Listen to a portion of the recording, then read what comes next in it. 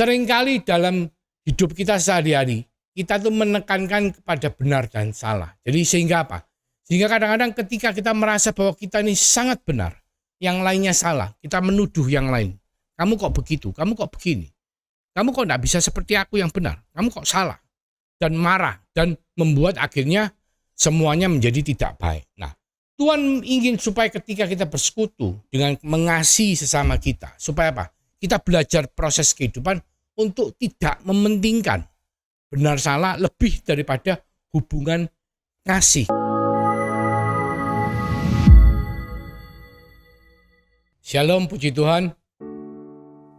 Pada hari Minggu ini saya akan mengajak kasih Tuhan kita bersama-sama untuk mendengarkan apa yang menjadi isi hati Tuhan dan kita melakukan ibadah online pada hari ini.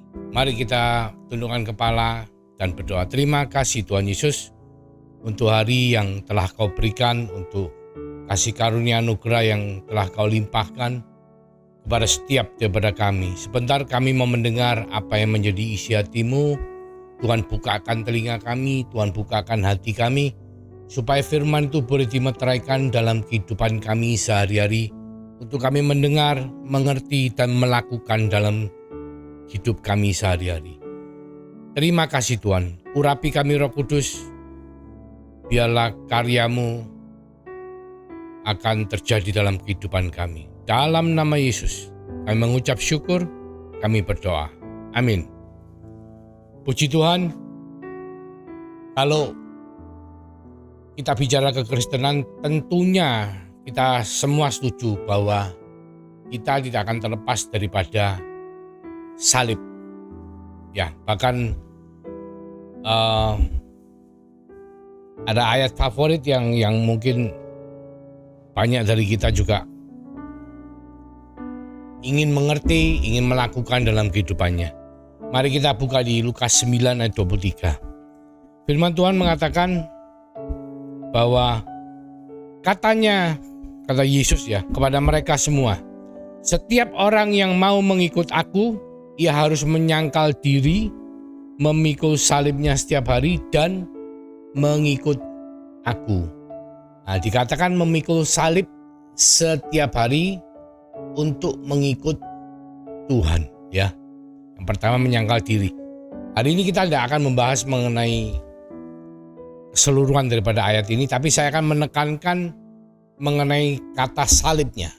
Di sana dikatakan kita memikul salib. Mungkin banyak dari kita ketika kita mendengar kata salib, kita selalu mengidentifikasi dengan penderitaan. Mungkin kalau ikut Yesus itu harus menderita, harus mau untuk setiap hari menderita bersama dengan Tuhan. Tetapi saudaraku, kalau saya boleh mengilustrasikan bahwa salib itu sesuatu yang bukan hanya kita paham secara literal, tapi kita juga harus mengartikan ya. Jadi kalau kita melihat salib itu ada bagian yang vertikal dan ada bagian yang horizontal ya. Ini adalah salib. Dan kita semua tahu bahwa hukum utama dari kitab suci adalah yang pertama adalah hubungan dengan Tuhan Allah, hubungan kasih ya. Kasih Tuhan Allahmu dengan segenap akal budimu ya, segenap kekuatanmu. Itu bicara mengenai vertikal, dari bawah ke atas ya.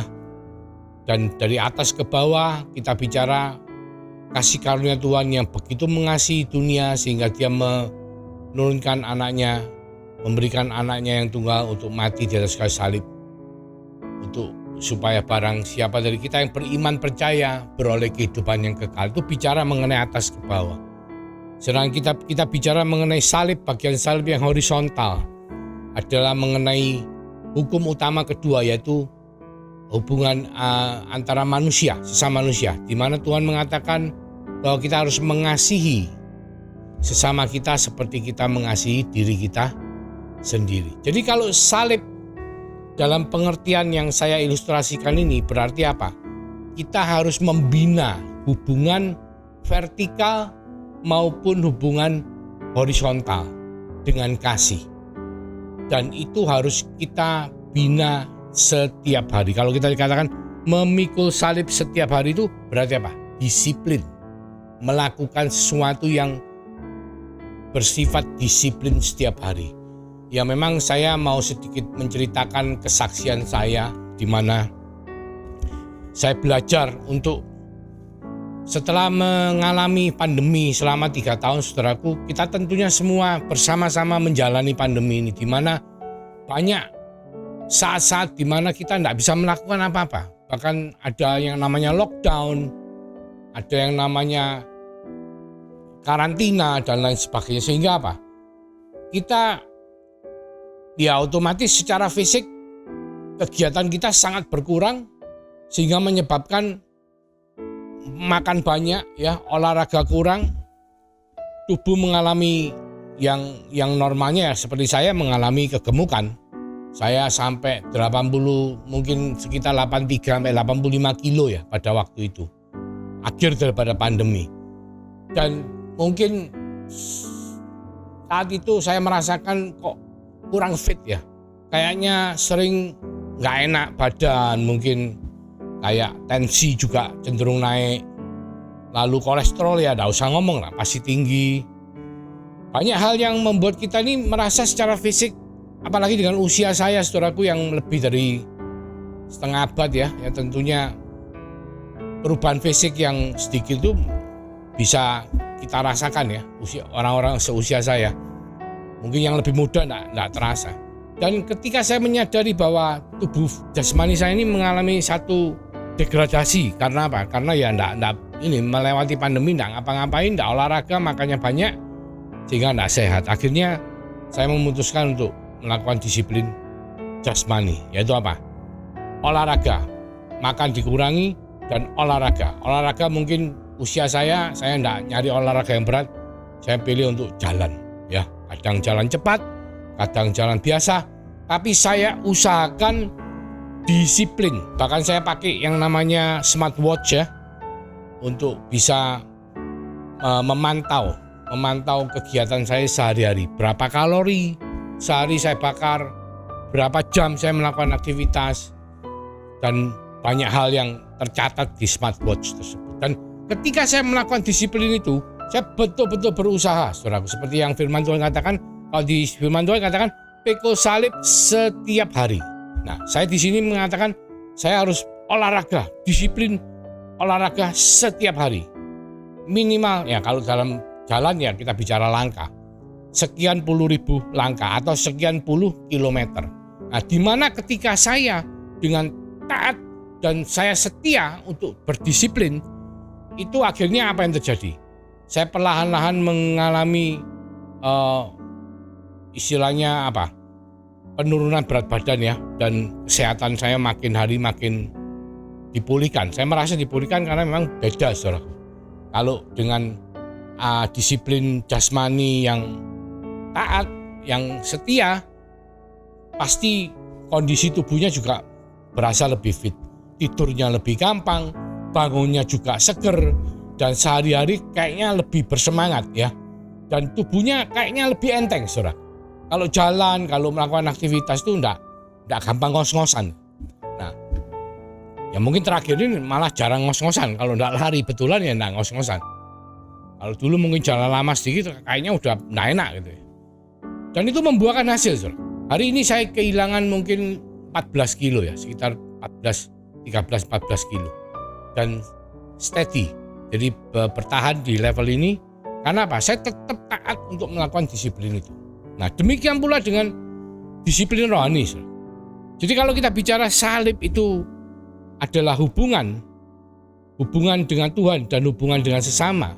Dalam konteks kita anak-anak Tuhan, itu merupakan satu disiplin rohani. Kita lihat diagram yang saya tayangkan di depan ya, PowerPoint yang saya tayangkan di depan.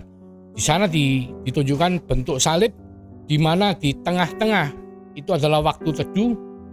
Ke atas adalah berdoa, kita berhubungan kepada Tuhan melalui doa kita, dan kita ke bawah melakukan firman Tuhan ya. Ke samping bersaksi dan bersekutu. Itu adalah horizontal. Hari ini kita akan membahas mengenai bersekutu. Ya. Kita harus melakukan disiplin rohani kita, disiplin ya saya katakan setiap hari. Jadi kalau kita katakan di Lukas 9:23 itu mengikut Yesus, itu kita harus menyangkal diri, memikul salib. Saya katakan memikul salib adalah kita melakukan disiplin rohani setiap hari. Dan kita akan membahas bersekutu. Kenapa bersekutu itu penting buat kita lakukan setiap hari? Ya, bukankah kita sudah punya satu ibadah ya, kita seminggu sekali berkumpul beribadah. Tetapi itu bukan bersekutu, saudara.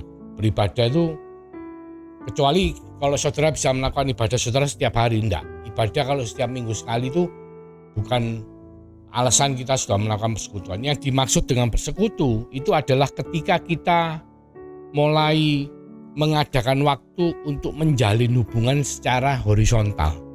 Ya, secara horizontal itu kita berhubungan dengan sesama, baik itu anak Tuhan maupun dengan orang dunia. Karena kita tidak bisa keluar dari orang dunia. Dengan orang dunia kenapa? Karena Tuhan ingin kita itu menjadi garam dan terang. Dikatakan garam apa? Kita menggarami dunia. Jadi ketika kita berada di tengah-tengah dunia, mereka harus bisa kita garami, harus bisa merasakan keberadaan kita. Ya, otomatis kalau dikatakan mengasihi sama seperti mengasihi diri sendiri, mereka harus bisa merasakan kasih kita kepada mereka. Mungkin kepedulian kita terhadap sesama, terhadap lingkungan, bagaimana dampak kita anak-anak Tuhan di dalam lingkungan, di dalam negara, di dalam kota, di dalam masyarakat sosial di mana kita Tuhan taruh. Itu kita harus berdampak. Kita harus menjadi terang, menunjukkan contoh yang baik, saudaraku. Bagaimana kehidupan anak-anak Tuhan ini bisa membuat yang lainnya itu ingin menjadi seperti kita dan merasakan, oh enak ya orang ini, oh bagus ya, oh bisa positif ya, sesuatu yang memang Tuhan taruh dalam kehidupan saudara dan saya untuk melakukan yang dikatakan bersekutu kepada orang dunia, kepada sesama anak-anak Tuhan. Kenapa? Ya karena kita ini adalah anak-anak Allah ya, dikatakan di Yohanes 1 ayat 12-13 dikatakan, tetapi semua orang yang menerimanya diberinya kuasa supaya menjadi anak-anak Allah, yaitu mereka yang percaya dalam namanya. Orang-orang yang diperanakkan bukan dari darah atau dari daging, bukan pula secara jasmani oleh keinginan seorang laki-laki, melainkan dari Allah.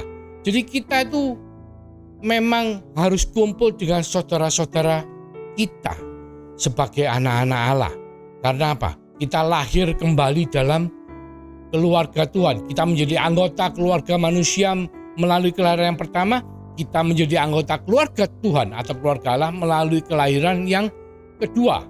Keluarga kita kalau di dunia ini itu sementara, saudara. Ketika fisik kita, umur kita selesai atau kita pulang kepada Bapa, ya sudah, cuma sekian puluh tahun. Tapi keluarga rohani atau anak-anak Allah lahir secara roh Allah itu adalah abadi. Kita akan bersama-sama untuk selama-lamanya. Ya, kita punya hak istimewa, kita punya warisan. Bahkan dikatakan sebagai anak-anak kita itu punya warisan. Kita bukan lagi orang asing dan pendatang, melainkan kawan sewarga dari orang-orang kudus dan orang-orang anggota-anggota keluarga Allah yang dibangun di atas dasar para rasul dan para nabi dengan Yesus Kristus sebagai batu penjuru. Jadi ketika kita kumpul dengan saudara kita, dengan saudara seiman kita, Tuhan minta kita tuh mengasihi, bagaimana kita bisa saling mendoakan, bagaimana kita bisa saling mendukung di dalam keluarga. Bukan hanya cuma kita waktu ibadah di gereja, saudara, tapi di luar daripada itu, kita dalam keseharian kita diminta Tuhan untuk kumpul, diminta Tuhan untuk bisa bersekutu, diminta Tuhan untuk bisa saling mengasihi. Bagaimana kita bisa mendukung saudara kita yang mungkin kekurangan, yang mungkin dalam pergumulan, yang mungkin mereka perlu doa-doa kita, yang mungkin mereka perlu pertolongan kita.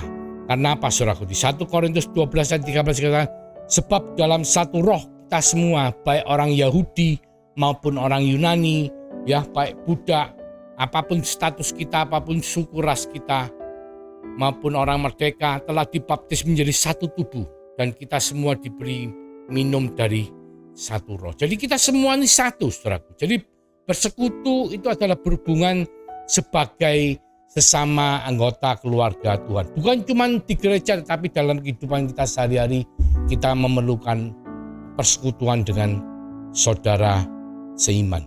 Ketika kita beriman dalam Kristus, Tuhan menjadi Bapa kita menjadi anak-anaknya. Orang percaya yang lain menjadi saudara-saudari kita. Dan gereja menjadi keluarga rohani kita di mana kita berkumpul setiap minggu. Keluarga Tuhan termasuk semua orang percaya pada masa lalu, masa kini, dan masa depan. Jadi bersekutu dengan saudara seiman kita itu penting, saudaraku. Di luar jam-jam ibadah, di luar ibadah kita perlu untuk bersekutu dan berkumpul dengan mereka. Kita ingat jemaat mula-mula di Kisah Para Rasul, bagaimana mereka setiap hari berkumpul, ya, di luar ibadah mereka setiap hari berkumpul memuji nama Tuhan, saling menolong, saling berbagi, ya, yang kekurangan mereka akan mendapatkan bantuan dari yang berkelebihan. Itu adalah contoh di mana persekutuan itu akan membuat keluarga Tuhan ini makin hari makin dikuatkan, makin hari makin besar, makin hari makin bertumbuh, dan makin memuliakan nama Tuhan. Itu yang pertama, saudara. Yang kedua, kenapa kita bersekutu? Karena apa? Karena dikatakan di 1 Korintus 12 ayat 18, firman Tuhan mengatakan bahwa kita ini adalah anggota tubuh Kristus, di mana Kristus sebagai kepala, dan mungkin ada yang sebagai tangan, ada yang sebagai jari, ada yang sebagai lengan, ada yang sebagai kaki, ada yang sebagai perut, ada yang sebagai jempol kaki, ada yang sebagai lutut, dan lain sebagainya. Karena apa? Setiap daripada anggota tubuh itu memiliki fungsi yang berbeda-beda. Karena apa? Karena setiap dari saudara dan saya diberikan karunia khusus oleh Tuhan, dan itu biasanya sangat khusus dan tidak ada yang sama. Biasanya Tuhan ingin kita bersekutu untuk saling melengkapi. Bagaimana tangan bisa berfungsi kalau tidak memiliki mata? Bagaimana mata bisa berfungsi kalau tidak memiliki telinga? Bagaimana telinga bisa berfungsi kalau tidak memiliki hidung? Bagaimana hidung akan berfungsi kalau tidak memiliki lidah, dan lain sebagainya. Sehingga apa? Setiap daripada kita adalah merupakan anggota tubuh Kristus yang Tuhan berikan kita semua karunia khusus, di mana Tuhan ingin supaya bersama-sama dengan Kristus sebagai kepala, kita menggunakan karunia yang Tuhan berikan untuk supaya hidup kita bisa berbuah, menjadi berkat, melakukan kehendak Tuhan, dan memuliakan nama Tuhan. Karena kita tidak bisa berdiri sendiri, dan kita juga satu, tidak ada yang lebih baik daripada yang lainnya. Mungkin pada saat-saat tertentu tangan akan berfungsi lebih banyak, ya. Mungkin kalau saudara lagi makan, saudara megang tangan dengan tangan saudara mengambil makanan, itu pada waktu itu tangan berfungsi lebih banyak daripada lidah saudara. Tapi ketika makanan itu sudah dimasukkan dalam mulut, maka lidah akan mengecap, dan lidah pada waktu itu akan berfungsi lebih daripada tangan saudara. Demikian pula proses kehidupan. Kehidupan saudara akan lebih bermakna ketika saudara berkumpul dengan saudara seiman, dengan anggota tubuh Kristus yang lainnya, di mana ketika saudara berfungsi tepat pada waktunya seperti yang Tuhan mau, untuk supaya saudara bisa berbuah dalam kehidupan ini, menggunakan karunia atau talenta yang Tuhan berikan kepada saudara untuk kemuliaan kerajaan sorga.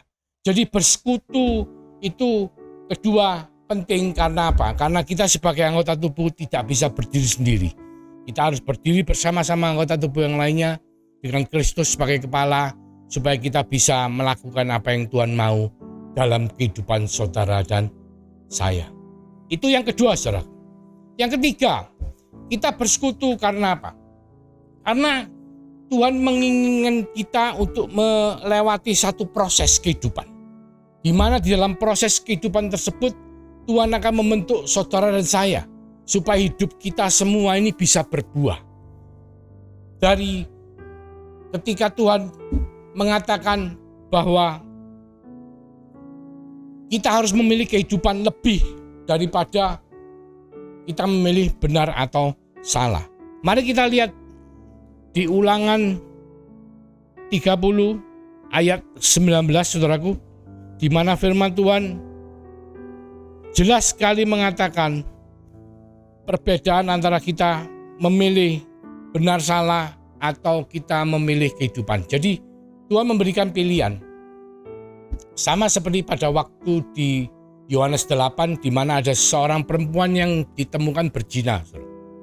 Ketika perempuan tersebut ditemukan berzina, menurut hukum Taurat, perempuan itu harus dihukum rajam, dilemparin batu dan dihukum mati.